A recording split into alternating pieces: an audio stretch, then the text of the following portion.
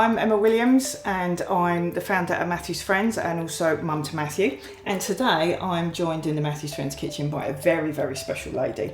And this is Liz Neal, who's one of the Matthew's Friends dietitians. But most importantly, she was Matthew's dietitian, so I always hold this lady in a great pedestal, and she's my mentor as well. And I'm delighted she could join us today.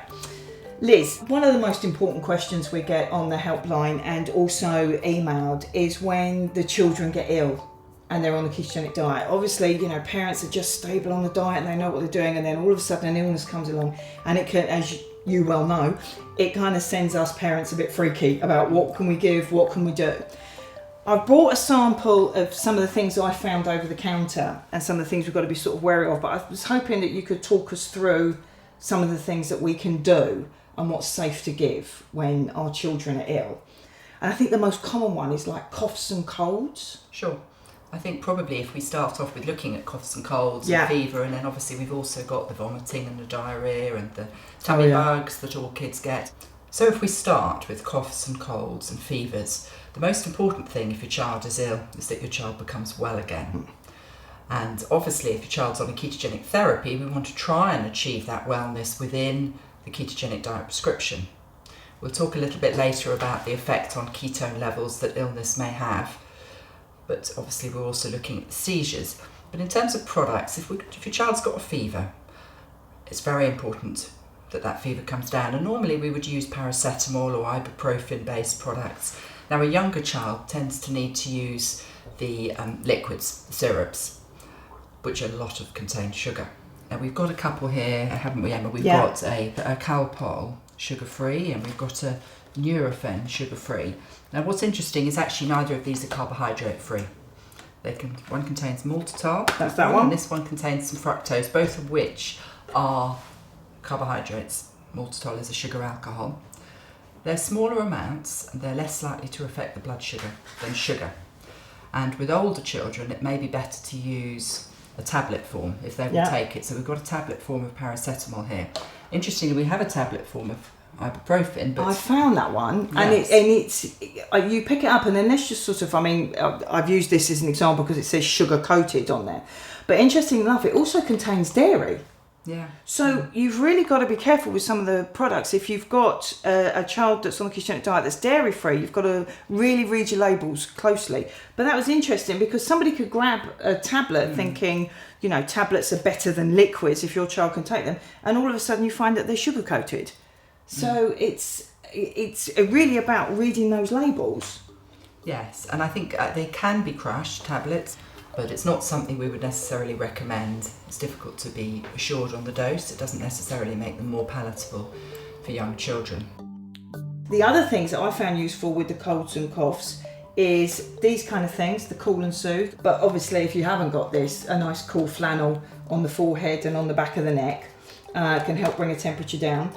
I'm a big lover of these two, I have to say. I've always been a Vicks girl ever since I was a little girl. And Matthew does well with this, and I also use Olgasor. But I know you've got to be a little bit careful with this one, haven't you? I think it's just using it in the recommended amounts and the recommended times. Those don't bring your fever down, obviously, but they will help with a stuffy nose. Yeah. Cough medicines are an interesting one because obviously a lot of us do use cough medicines for our children. Some of them are really just sugar, and they're just glycerin, just soothing the throat. And so they're not always that necessary, and actually keeping your child's fluid up may be better. Then again, they're not going to help with a fever. I think if you're concerned about a cough, it's always worth going to discuss that with a GP to get a cough investigated and to see if there is anything else. But all prescription products as well need to be sugar-free, and actually that leads us on to antibiotics, doesn't it? Because that's a classic problem we see a lot with the antibiotics. I think the best thing that we always ask for is as sugar-free as possible, but like we've always said, and you've always taught me, is the most important thing is to get your child well first, or if you're an adult on the diet, you need to get well. But the other thing I would point out with these as well, we've got some parents that have reported that their children are very sensitive to these smells and can trigger seizures. Right. Matthew was always fine with them, but you'll know your own child, and if they have got sensitivities towards certain things, then be careful with these products and only use them, if you think that's okay for your child and you don't think that they react to any of them. For adults, a lot of the adults use these kind of things, which is the max strength, like cold and flu. I presume they would be okay to use as long as all the medications are age appropriate. Yeah, I think if they're age appropriate, used in the right doses, and they should be carbohydrate free. Yeah, that's fine. It's particularly the suspension, the sort of syrupy suspensions that have more of carbohydrate and sugar content, because they're trying to make them taste nice for young children. So now we're going to move on to gastro problems. Very common. Yeah, diarrhoea, vomiting, that kind of thing. Now, from what I've been taught, that obviously with the diet, the dietitians give you advice on to cut the diet down, to maybe just give clear fluids while this is going on, normal kind of common sense stuff that we're taught to do. What happens if the child is still vomiting after like 24 hours? I mean, I've picked up one of these, the diarrhoea. Why are these so necessary? If you are losing fluids from vomit or from diarrhoea, you're also going to be losing electrolytes. Right. And particularly thinking of your sodium and your potassium.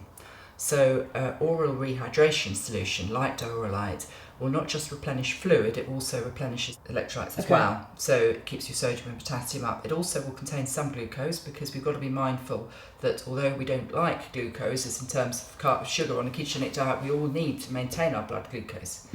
I would always say, if you have had problems having any solid food, so just on fluids for 24 hours, that you certainly need to then start an oral rehydration. Yeah.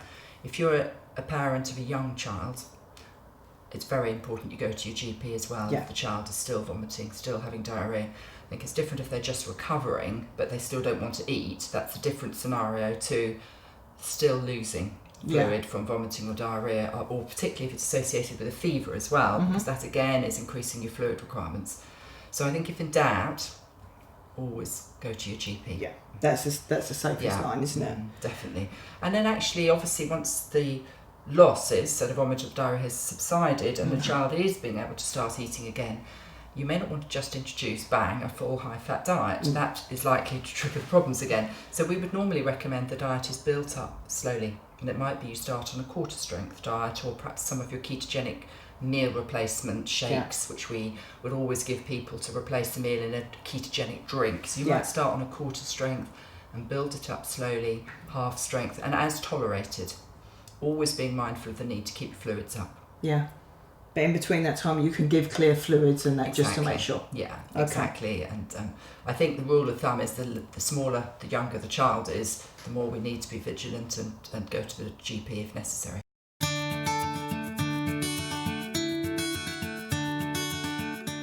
Now, while our children and even ourselves going on a ketogenic diet, while they're ill, there's a big sort of flux in ketones and glucose, and it can be really panicky for parents because all of a sudden they see like a drop in ketones or ketones shooting up.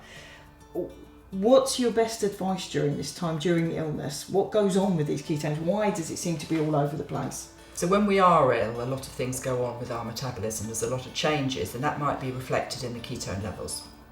So it's not unusual if a child's getting ill for a couple of days before, you might suddenly notice the ketone levels drop. If someone's not eating, they're off the food, it's not unusual for the ketone levels to go up. So I think the message there is probably not to be too concerned with what you're seeing happening with the ketones, particularly if they're dropping when your child's ill. The important thing is that we don't let them go too high. And anyone who's on a diet will be taught how to manage ketone levels that go very high. And it's very important that they are monitored, and you continue to monitor them while your child's ill. If they go into hospital, it's important they're still monitored, so we can make sure they're not going too high. But I think we would say don't panic if they seem to be dropping. Always with a ketogenic diet, the end point is what's happening with the seizures anyway, and not the ketones. And so I think a more important question would be what happens with the seizures. And the problem is that seizures are funny things, and at times they could be influenced by other things that happen in illness. When Matthew's ill, his seizures go up even to this day. So I think we can only do our best. You know, you can't solve every problem all at once, and the key thing if your child is ill is to solve the illness. And, you know, hopefully after that you can look at the diet again and get the seizures back on track. Okay, well, I think that covers everything. Great. Today. Some of the most common questions that we've had on the helpline. So thank you very much for joining us this morning. Pleasure.